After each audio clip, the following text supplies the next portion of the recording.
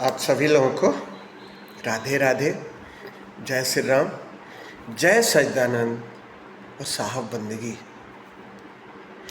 हमारे गुरु श्री प्रेम राव जी कहते हैं कि रे मन समझ के लाग लदनिया, भूख लगे तो भोजन पाले, आगे हाट न बनिया। कहत कबीर सुनो भाई साधो, माया के सब कुछ है ये।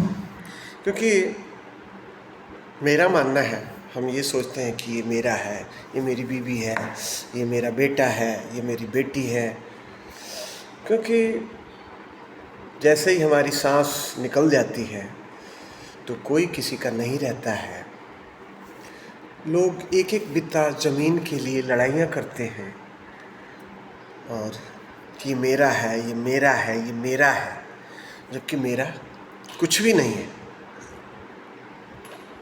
सब क्योंकि भागवत गीता का एक कहानी मेरे को याद आती है, जो सार है भागवत गीता का, कि जो ये तुम्हारे पास है वो कल किसी और का था, जो ये तुम्हारे पास है आज, ये कल किसी और का था और कल किसी और का होगा। क्योंकि जैसे हम ये सोचते हैं ना कि ये मैंने खरीदा है, ये मेरा है, मेरे मरने के बाद मेरे बच्चों का होगा, उनके मरने के बाद उनके बच्चों को होगा, यही प्रकृति का नियम है। क्योंकि जो मेरा है वो मेरे साथ है, और जिस दिन वो इस काया रूपी मंदिर से निकलेगा तो मेरा कुछ भी नहीं रहेगा।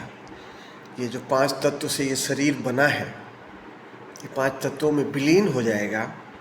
और आत्मा तो मरती नहीं है, आत्मा तो अपने कर्मानुसार एक शरीर को छोड़ती है और दूसरा शरीर धारण करती है।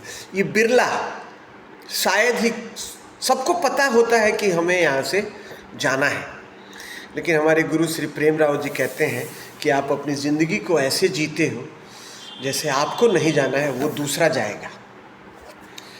तो सत्य तो यही है कि सभी लोग, जितने भी इस संसार में प्राणी हैं, वो एक न एक दिन मरेंगे और फिर दूसरी जगह तो कोई जगह नहीं है। मरने के बाद लोग स्वर्ग और नरक की कल्पना करते हैं, लेकिन मेरा मानना है कि हम जीते जी इस जिंदगी को स्वर्ग बनाएं, या फिर हमारे बस में है कि जीते जी इस जिंदगी को नरक बनाएं। मैं अभी गांव में गया था, गांव में एक रात रहा, वहाँ की लड़ाइयाँ देखी मैंने। वो कहते थे ना कि उसमें त्रेता युग में राक्षस होते थे, द्वापर में राक्षस होते थे। अरे मैंने तो इस कलयुग में भी राक्षस को देखा। क्योंकि आप दारू पी के जब आप लड़ाई करते हैं तो आप राक्षस ही हैं, आप देवता नहीं हैं। मनुष्य, हर चीज़ का एक समय है, लेकिन मनुष्य के लिए कोई समय नहीं है। वो जब चाहे वो दारू पिएगा, जब चाहे वो लड़ाई लड़ेगा, जब चाहे वो कुछ भी करेगा। और मैं तो जीते जी अपनी ज़िंदगी को स्वर्ग महसूस करता हूँ और स्वर्ग में रहना चाहता हूँ। मरने के बाद किसने देखा है? लेकिन हमारे लोग, जो ज्ञानी लोग हैं, पंडित लोग हैं, वो लोग यही कहते हैं कि आप ये करोगे तो आपको ये मिलेगा। ठीक है, आप दान कीजिए, आप 10 रुपये दान करेंगे तो 20 रुपये आपको मिलेगा, लेकिन मोक्ष आपको नहीं मिलेगा। और मोक्ष का मतलब है कि उस परमात्मा के चरणों में चले जाना, जिससे ये आवागमन से मुक्ति मिलेगी। क्योंकि बच्चा गर्भ में रहता है तो साइंस तो ये कहता है कि उल्टा लटका होता है, वो माँ के नाल से जुड़ा होता है, और फिर मरने के बाद जब वो जलाया जाता है, लोग उसको जलाते हैं और थोड़ी देर राम नाम सत्य बोलते हैं, और फिर वहाँ से आने के बाद ये तेरा है, ये मेरा है, और उसी में सारी दुनिया लगी हुई है। सब लोग, शायद बिरला हो सकता है साधु संत न लगे हो, लेकिन मैं ये जो साधु संत हैं, मैं भी इनको सत्य नहीं मानता हूँ। क्योंकि ये जीवन जो मिला है हमें वो भीख मांगने के लिए नहीं मिला है।